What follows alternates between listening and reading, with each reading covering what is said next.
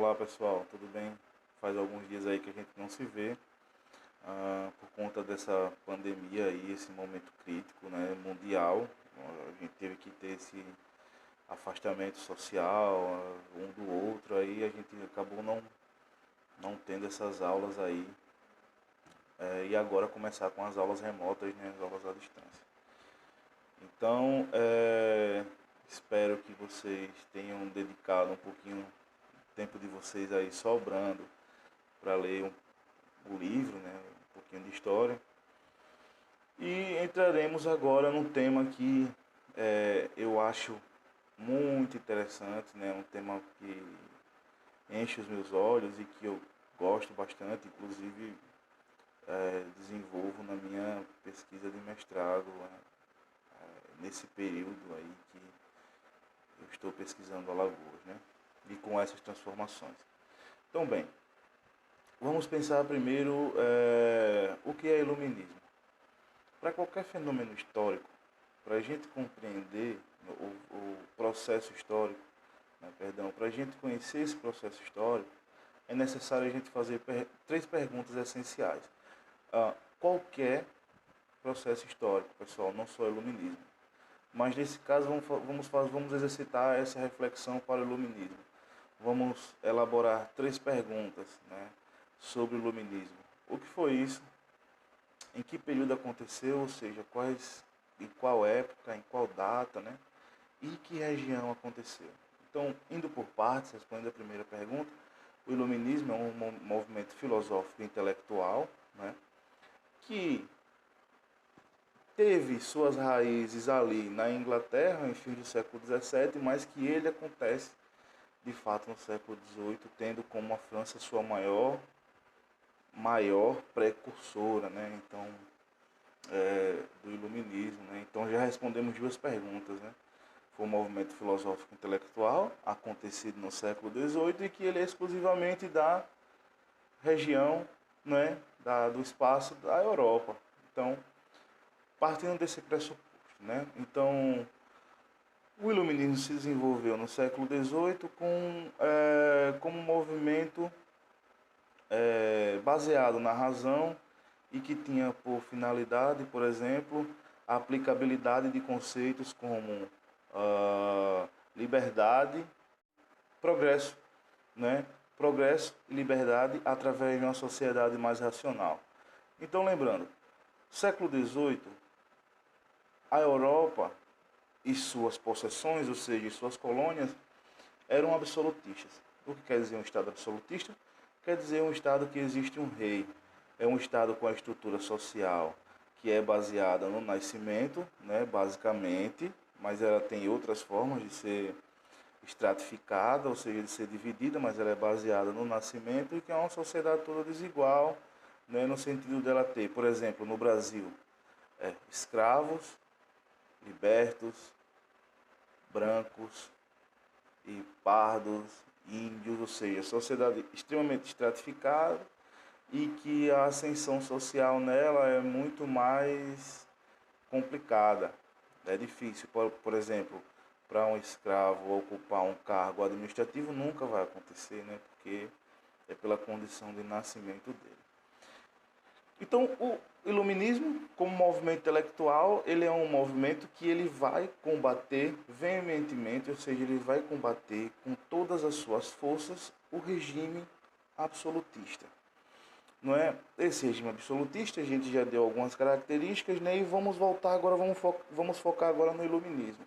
Então, devemos falar alguns nomes que foi precursor ali de um nascimento do iluminismo, né? Que a gente pode citar, estejam com o livro em mãos, porque é fundamental para vocês acompanhar a leitura, né? Essa leitura vai fixar um pouco esse conteúdo aí. E a gente vai agora ver alguns desses precursores do iluminismo. Então, são dois ingleses basicamente, um inglês basicamente, que é o John Locke, mas que posteriormente haverá outras pessoas aí, e René Descartes foi fundamental para o início desse movimento iluminista. E René Descartes francês. Deu um bug aqui, né? Muitos nomes, muitas informações e aí deu uma travadinha. Então, pessoal, vamos falar primeiro de John Locke, né? John Locke é um filósofo, né, liberal que se destacou na história pelo seu liberalismo político, né?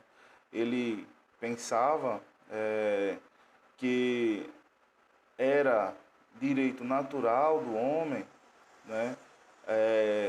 Direitos garantidos naturais do homem, que seria a liberdade e a propriedade, né? E que cabia ao Estado garanti-las, não intervir. Inclusive, elaborando dois tratados sobre o governo de 1790, do ano de 1790, em que ele falava que os governantes deveriam estar submetidos às leis de acordo como estavam também os governados. Ou seja, se os governados ou súditos do rei estavam sujeitos a ser punidos pela lei, o rei também tinha que estar. Só que nas sociedades absolutistas não era assim. O rei era a lei. O rei produzia a lei. A palavra do rei era a lei. Então, vejam que John Locke começa a esboçar uma reflexão que criticava o absolutismo naquela época. Tendo em vista que, muitas das vezes, a figura do rei, para aquela organização política da época, era uma figura divina, né? Escolhida por Deus, representada por Deus, e que, assim, sucessivamente haveria uma ocupação de tronos pelos seus descendentes, né? Ou seja, aquela família agraciada por Deus e que, ao mesmo tempo, ele era a lei animada, ou seja, era a lei viva, né? Ele que emanava as leis. Bom, agora vamos falar de René Descartes. Pois bem, pessoal, René Descartes é aquele filósofo, não é, conhecido pela frase penso, logo existo. Não é? Em 1637, René Descartes publicou a sua obra famosa, mais conhecida. Né? Para René Descartes, a natureza, não é, e as relações humanas poderiam ser consideradas como máquinas, e através de métodos a gente poderia conhecê-las, ou seja, através de fontes de matérias-primas, uma investigação empírica, não é, a gente poderia ter conhecimento da natureza, não é, e ele destacava sobre a excelência da matemática, né, a matemática poderia dar um resultado maior aí no conhecimento da natureza. Pois bem, essas podem ser duas bases fundamentais para a gente conhecer o iluminismo em sua realização na Europa, né? E ele se espraia não só para os países da Europa, a Rússia, né? A Prússia, que depois de ser integrada, se formar a Alemanha, etc. Você tem na França, no Império Austro-Húngaro, você tem Portugal, Espanha, né? Enfim, italianas, né? A Itália é um país na época fragmentado, então você tem a corte do Piemonte, você tem a corte absolutista, não é? Como a gente já viu aqui, o iluminismo ele desenvolveu os conceitos de razão, de progresso, não é, de liberdade e entre outros, por exemplo, como na própria Revolução Francesa, o ideal de nação, né, que você começa a desenhar uma outra forma política que não seja aquela forma monárquica, né, como a gente vê anteriormente nos regimes absolutistas. Então, o iluminismo ele é uma aplicabilidade racional na sociedade a fim de conseguir o progresso, conseguir uma melhoria, né, para a sociedade, um melhor funcionamento, né, um funcionamento racional da sociedade. Então é por isso que no iluminismo a gente começa a ver constituições surgindo, por exemplo, o processo de independência das 13 colônias, que depois se formam os Estados Unidos e a Inglaterra, não é, a reboque desse processo, ou seja, na esteira desse processo, o que surge é uma Constituição, né? Aqui no Brasil, em 1824, 2 anos após a independência, né, quando o Brasil se torna império, também uma Constituição. Então o iluminismo ele dá esse sentido de racionalidade, né, do surgimento de aparelhos a fim de colocar a sociedade, não vou dizer num pé de igualdade, porque pensando bem, o iluminismo ele é um movimento, se a gente for comparar hoje, de classe média, então, e de uma certa burguesia da época. E que tiveram que se deparar com várias contradições. E a gente vai ver essas contradições mais à frente quando a gente for perceber Portugal nesse cenário. Eu vou deixar para o final do vídeo, né, para a gente perceber Portugal nesse cenário, que é o que nos interessa, né? Então o iluminismo ele teve esse funcionamento, os filósofos iluministas tiveram esse modus operandi na forma de pensar. É claro, cada um nas suas possibilidades, nas suas características.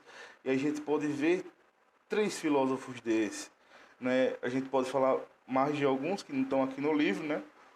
A gente pode ver a figura do Barão de Montesquieu, que é Charles-Louis de Secondat.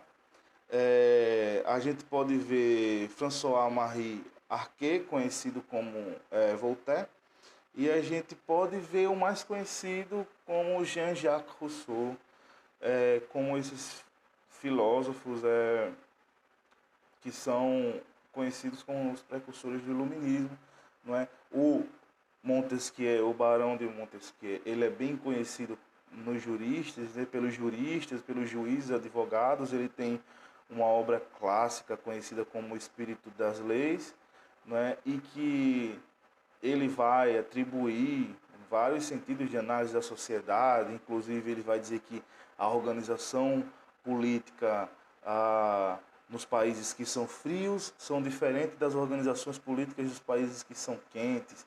Por exemplo, aqui nos trópicos, né? Na região tropical, por conta do calor, há um relaxamento das fibras nervosas e que acaba que torna as pessoas daqui preguiçosas. Isso é um olhar bem eurocêntrico, né? O Voltaire talvez seja o filósofo que mais vai numa crítica fortemente contundente, assim, o absolutismo, e o Rousseau também, porque são pessoas, pelo menos o Rousseau estava muito acoplado, ao ideal de revolução em curso que estava ali na segunda metade do século XVIII, né? A revolução que teve que teve a sua culminação em 1787, né? Que inclusive posteriormente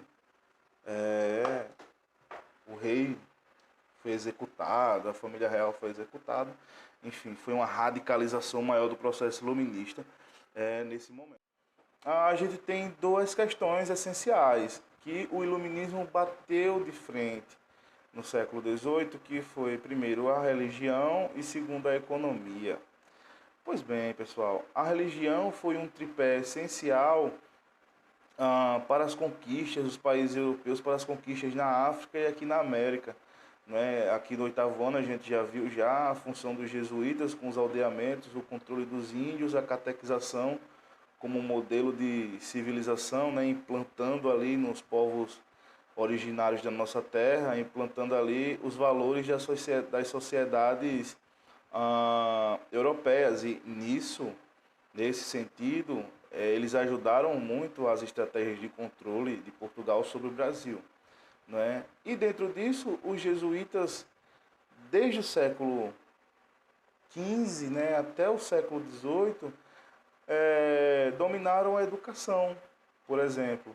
Era eles quem ministravam as primeiras aulas da escola básica, né, e depois nas universidades. Pois bem, com o advento do iluminismo, o iluminismo rejeitava qualquer propriedade que fosse de matéria de conhecimento que estivesse ligada com uma questão espiritual. Para o iluminismo, haveria então de se ater à sociedade daquele momento a uma prática concreta, uma prática científica, de observações, de comprovações e etc. Então, para isso, né, esse setor místico da sociedade absolutista, no iluminismo mais radical, ele deveria ser abolido, né? A outra questão, na questão da economia, porque a economia estava sujeita a um monopólio, né, da coroa. Aí você me pergunta, sim, professor, mas em todos os lugares do império a coroa controlava? Não, não controlava todos os lugares do império. não era possível ela fiscalizar súdito por súdito.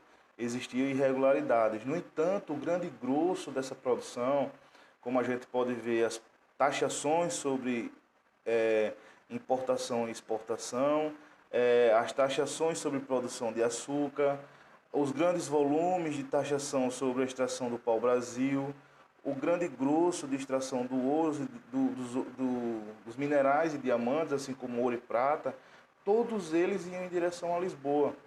Então, assim, o grosso da grande produção colonial, ela é destinada a Lisboa, não é? Então, isso é o que chamamos de monopólio, tá entendendo, pessoal? Toda a produção estava sujeita ao monopólio, ou seja, à ordem, ao direito, à vontade do rei, não é? E para os iluministas, isso era totalmente abominável, né? Assim, abominável no sentido de que deveria existir uma liberdade das relações de produção, né? Por exemplo, o escocês Adam Smith, em 1776, publicou um livro que hoje é clássico para os liberais, que é A Riqueza das Nações. Esse livro vai discutir justamente como deve funcionar o comércio, como deve funcionar a prática mercante, né? Assim, mercante não, perdão, a prática comercial. Nesse livro ele fala das liberdades e que o comércio ele tem que se autorregular através da oferta e demanda e que não haja intervenção de terceiros, ou seja, uma intervenção mínima para que esse comércio possa funcionar. E Adam Smith estava também na esteira desses pensadores que incorporaram a esses elementos de liberdade, inclusive para a relação econômica, né? Principalmente para a relação econômica, que era o mais interessante na época. Então, houve um aspecto fundamental para a disseminação do iluminismo do século XVIII, que foi a educação. Portugal passou por duas reformas, né?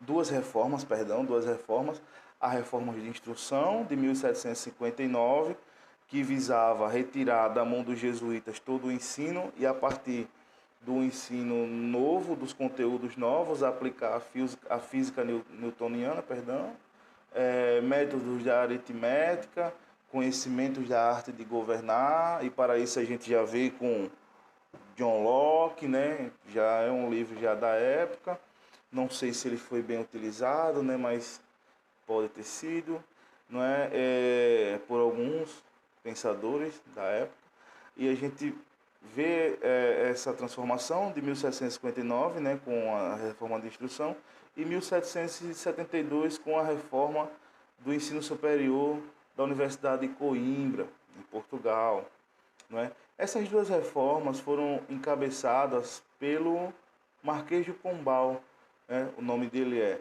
Dom Sebastião José de Carvalho e Melo, nome grande, né? Que a princípio era o Conde de Oeiras, depois se transformou em Marquês de Pombal, e que sua atuação foi entre 1750 a 1777, durante o governo de Dom José I.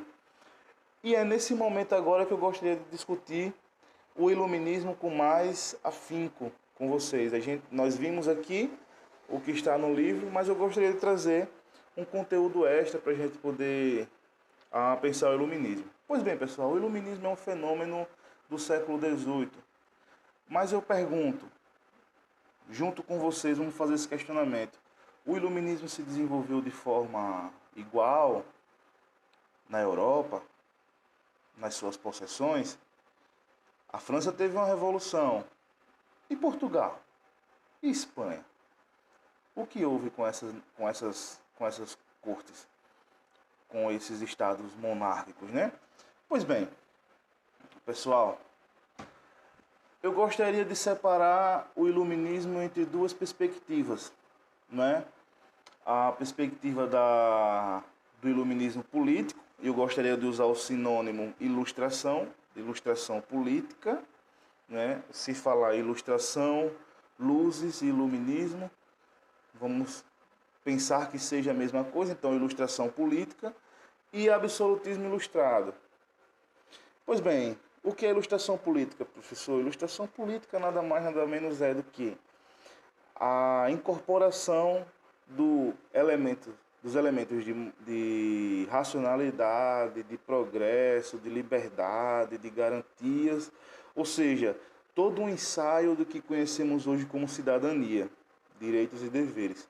Um início de uma reflexão do que seria a cidadania, direitos e deveres. Por outro lado, o absolutismo ilustrado, ele é uma organização política que incorpora elementos do iluminismo. No entanto, a incorporação desses elementos não é para romper com o rei, não é para destruir a figura do rei, muito pelo contrário, é para recuperar, ou seja, é para reafirmar o poder que o rei tem. Aí você fala, ai professor, o senhor complicou agora. Por exemplo, em Portugal, a ilustração política de Portugal, ela começa no século XIX, muito depois da ilustração política da França de 1787. E aí a gente vem para o século XVIII e pergunta, mas o que acontecia em Portugal no século XVIII? A partir de 1750 até 1800, o que temos em Portugal é um absolutismo ilustrado. A incorporação dos elementos do iluminismo não foi para romper com o rei, mas sim para beneficiá-lo. Você pergunta, mas como, professor? Eu vou lhe dizer. Por exemplo, a racionalidade da ciência para um aproveitamento maior da produção econômica foi aplicada. Ou seja, eles extraíram a racionalidade e essa racionalidade daria ao Império Português um modo de conhecer melhor a natureza e dessa maneira, a partir dessa maneira, conseguir obter mais lucros através dessa natureza. Não é à toa que a partir desse momento que intensificam-se as viagens de reconhecimento, né, as viagens filosóficas que vinham naturalistas, mineralogistas e etc., reconhecer a natureza do Brasil, mandar para Portugal um inventário de tudo que existia aqui para Portugal, sim administrar isso de forma mais consciente a fim de obter um lucro maior, um êxito maior dessa produção. E aí aquela questão, vamos falar, liberdade política? Não tem liberdade política. Pombal, né, cria uma mesa censória. Os livros, o Marquês de Pombal, né, o primeiro-ministro Dom João, a partir e depois eu falo de Dona Maria, que é a sucessora do trono.